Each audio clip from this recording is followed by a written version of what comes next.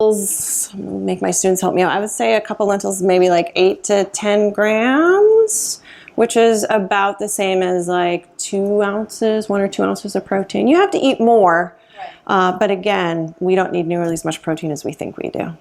So this is also getting a tiny bit political. So when the researchers went down and they were looking at the 2015 guidelines and they were thinking about what to put in, they really wanted to now start talking about sustainability for the first time. They were finally, or not finally, this is kind of a newer way of thinking for a lot of people, not everyone, finally still starting to comment on the fact that our food and beverage choices do impact the environment, right? And the Dietary Guidelines is the nutrition Bible. It's what we base our recommendations on. So they're like, okay, maybe we should start talking about this. Maybe our dietary guidance should include this issue of sustainability. So food that's environmentally friendly, food that's healthy, local, doesn't create so much waste, right? So people were really excited about this. Next slide.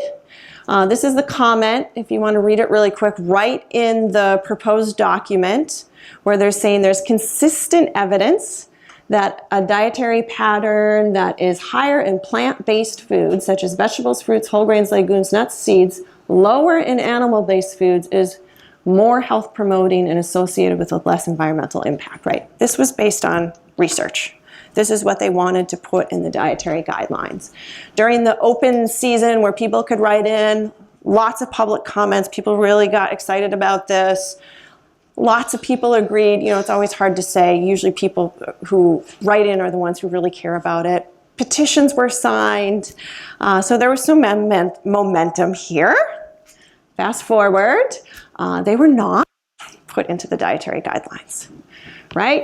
So the statement that was given why it's not even mentioned, this issue of sustainability, is that it was not within the scope of the mandate. Right? The dietary guidelines are for nutrition and dietary information only.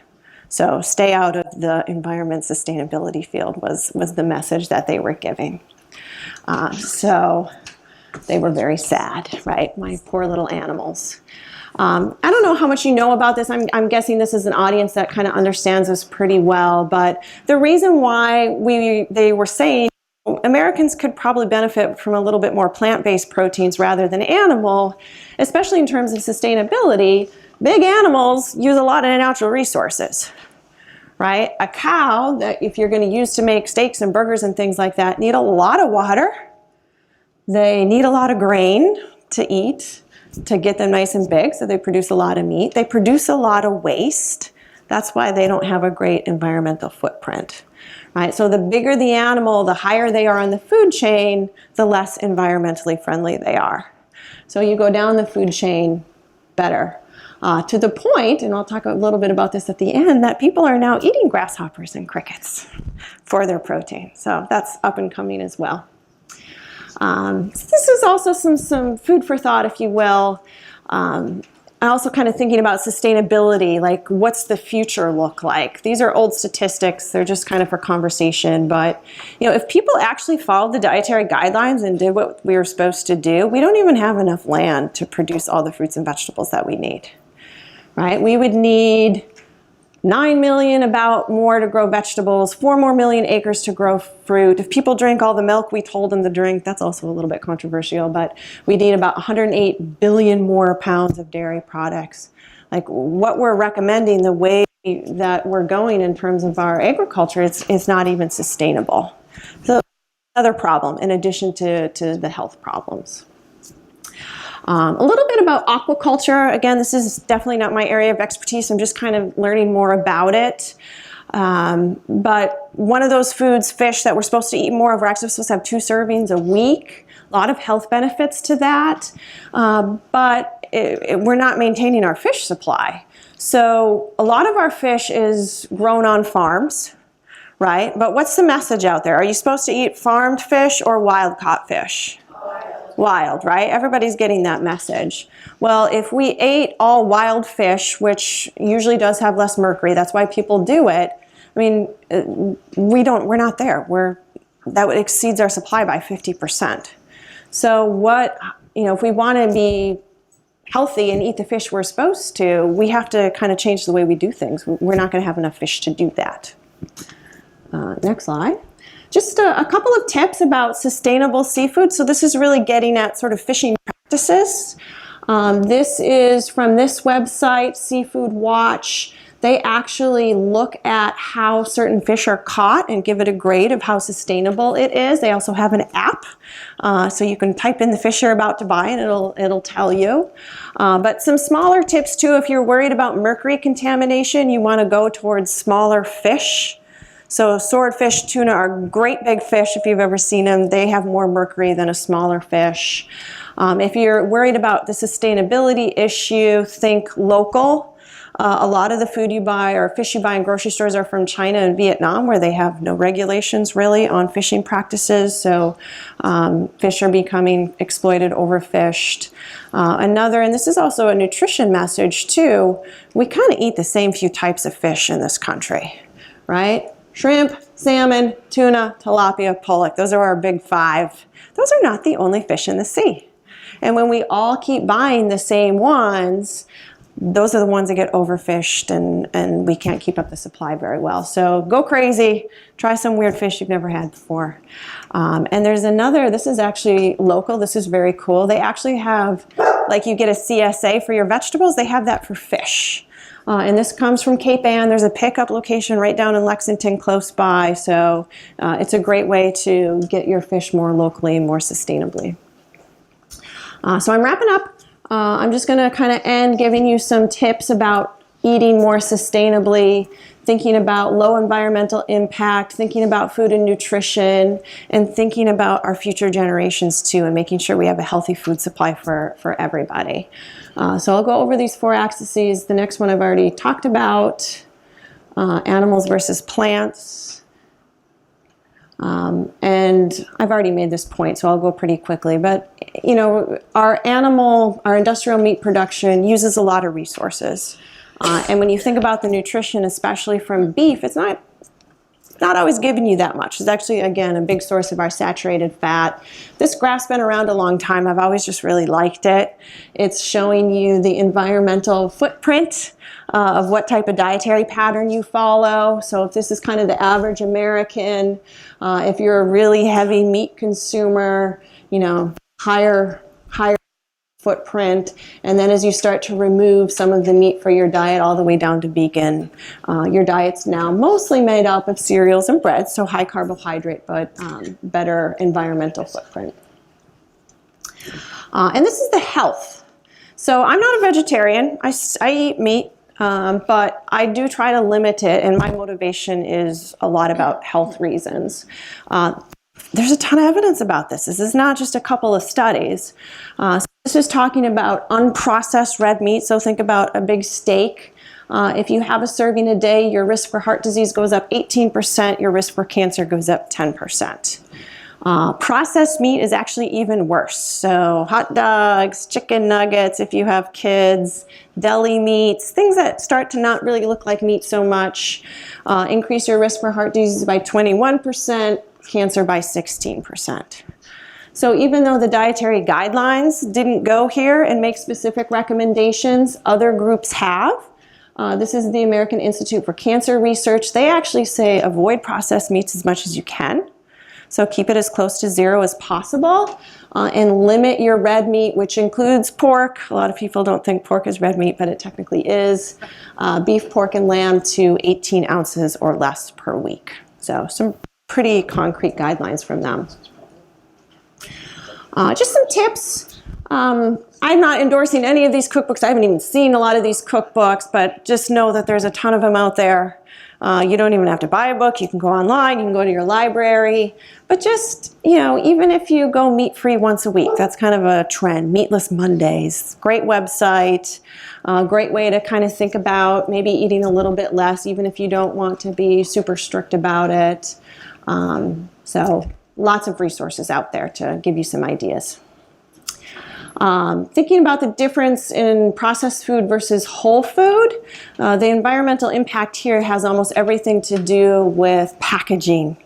So processed food takes a lot of plastic, whereas if you buy whole foods, healthier, use reusable containers, you really do generate a lot less waste that way.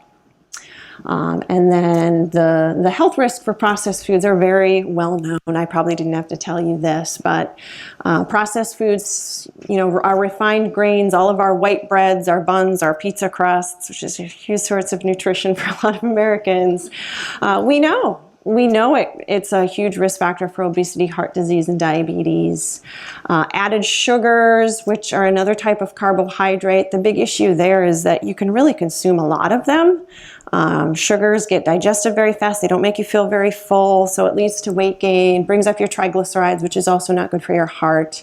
And then sodium, we talked about how much sodium we eat. The big factor there is high blood pressure, heart attack, and stroke. So I think everybody would benefit by trying to cut down on their processed food, especially for health reasons. Here's a list of healthier processed foods. I already told you I eat canned soup, which is a processed food. Sometimes you need the convenience factor, and that's just a reality of life. But there's certainly some food that is a little bit more packaged, a little bit more processed that can still be really good for you. Canned beans, canned fish, frozen fruits and vegetables really retain a lot of their nutrition. A lot of really good nut butters, seed butters, whole grain cereals, yogurt with all the extra sugar. So a lot of benefits to those. The other one, this is going to fit really nice into what they do at the farm, is buy local, right? You're on a farm. They sell vegetables here. Great message. The environmental impact has to do with how far your food traveled to get to you. So if you insist on having strawberries in December, they probably came from another country, right? So the more fossil fuels are burned in order to get you that produce, the worse it is for the environment. So lots of benefits to locally grown food. CSAs are really popular. They have 2 of them that you can pick up right here at the farm. Going to farmers markets, they're all over the place now. They're usually even fun. You can kind of have an event. I found a picture of the farm online just to really drive that point home. So benefits in terms of, it's fresher, it tastes better, it keeps its nutrition because it's fresher. Didn't have to travel so far, so better for the environment. It's good for our economy. I mean, wouldn't you rather give your money to an organization like this than Whole Foods, which is now Amazon, right? Nobody wants that. And safer as well. This is my last axis. This is kind of a subject more near and dear to my heart as we're trying to promote public health at UMass Lowell, and it's getting at food insecurity. So we throw away a lot of food. Right? I even still throw away more food than I should. You don't finish it, it stays on the plate. And on the same line, we're throwing away food, and there's a lot of people even in this country who don't have enough food. And that's not getting at our sustainability issue, right? If we're throwing away perfectly good food. So a couple of tips. Some of them are very simple, planning your meals a little bit better. The reason why I give some of these tips is, let me go back one second. How many of you at one point in your life were told, you need to finish your food because somebody somewhere, probably China, is starving, right? So that's kind of a common, don't waste food. Well, that made us overeat and finish food that we weren't hungry for. So that is not a good tip. But good tips are, plan ahead. Don't buy more than what you need. That's a much better way to not waste food. Especially your produce that's nice and not processed, that means it's going to go bad. So if you're not going to get to it, throw it in the freezer. Anything tastes good in a smoothie, right? The camp people made my son eat a chard and spinach smoothie. Berry kale smoothie. He would have never eaten it for me. He absolutely loved it, right? Anything tastes good in a smoothie. When you prep your fruits and vegetables, they'll go bad faster, but my experience is people will eat them. If they're cut up in the fridge, so I do that right when I get home. It's easy to grab, throw in your lunch, kind of get it over with, and they will be consumed faster. If you don't get to it, it's not edible anymore, you can compost it. If you don't want to compost yourself, you can bring it to the farm. They have compost here. They have compost at the town dump now. So you can, I don't know, if you're from Winchester, transfer station, I shouldn't call it the dump. Think about if you're throwing away good food, those dates on foods are usually telling you about the quality of the food. Like it's not going to be as desirable, but usually if it doesn't smell bad, it's still okay to eat, right? So don't immediately throw something out. This is a website that gives you ideas of how to sort of not throw away your leftovers. So maybe you can't eat, you know, chicken again, but maybe you can use it in a different type of way and it might be more appealing to you. And this is not forcing food on people. So I see that a lot, especially in kind of family settings, especially if people have kids where, you know, the parent sort of serves the kid and decides how much they want to eat. Well, let them decide. Let who's ever there decide. And if they're not that hungry, they won't serve themselves as much food and hopefully it won't be as wasted. So I'm not quite done yet. I have a couple things I want to say, but the big gist of what my message tonight is, you know, it's a win-win again. You can have a very sustainable diet. It's very healthy, less taxing on the environment. Hopefully I gave you, a couple of little things, even small things make a big impact. And I just want to leave you with a couple of great things that I'm seeing that are going on. So some inspiration from around Massachusetts. The first one is not me. This is our farmers who are starting to be more creative and think about ways to be more sustainable. So I think they do probably some of this at this farm, trying to extend the growing season, use less water, use pesticides and things like that are environmentally friendly. That's all about organic farming. I think everybody can get on that, but we have to support our local farmers, right? We have to buy what they have. This is a weird one. I don't know how I feel about this, but there are people growing meat in test tubes. So don't kill the cow. I don't know what it is, but I've seen articles. You could also, if you like to eat more meat, you could eat more of it without putting as much stress on the environment. Yep, absolutely. Eating organic, grass-fed, things like that. I mentioned bugs. I actually first kind of heard about this on a Shark Tank episode when there was two women pitching cricket. I think they were like potato chip things. But if it's on Shark Tank, right, you know that it's up and coming. So eating bugs, finding ways to farm fish that are less mercury, more sustainable. So we've got a lot of work to do, but we've got a lot of creative people to do it. More cooking classes, that's something that's going on here at the farm. Like if you don't eat processed food, you got to make the food. That's kind of the dirty truth to it, right? You got to get into the kitchen. So we have to teach people how to cook, right? We especially have to teach our kids how to cook. Because if they can't do it, then the future generation isn't looking too bright.